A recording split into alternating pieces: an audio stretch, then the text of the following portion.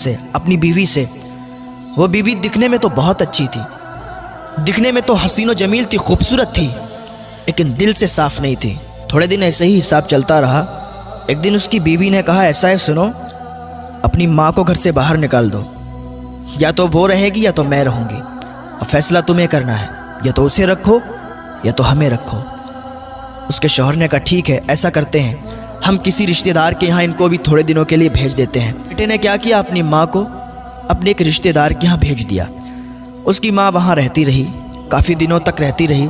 जो माँ हो उसको अपने बच्चे की तड़प तो आती है, याद तो आती है कि मेरा बच्चा कैसा होगा, उसका बेटा कितना भी बड़ा हो जाए, कितना भी ओहदेदार हो जाए या कितना भी बूढ़ा हो जाए, माँ की नज़र में बेटा बच्चा ही होता है। उसको याद आई कि मेरा बेटा कैसा होगा, चलो चल के देख लेते हैं।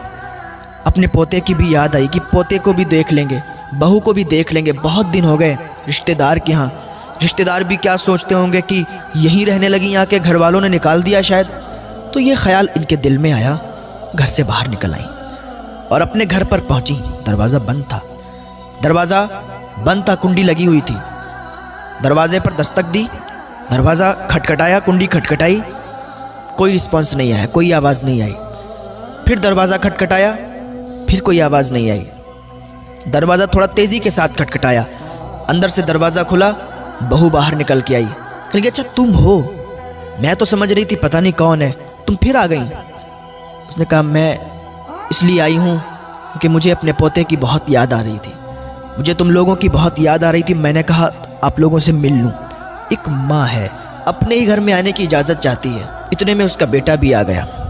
बेटे ने कहा, माँ अब आ ही गई हो तो फिर आओ अंदर आ जाओ। जब इतनी बात की तो अम्मा का कलेजा फट गया।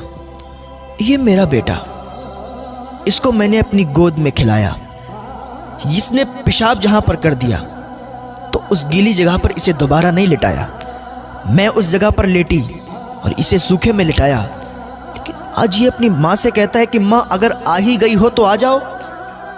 अल्लाह अकबर। माँ का दिल टूट गया, आँख से आंसू निकले, सैलाब की तरह आंसू बहने लगे।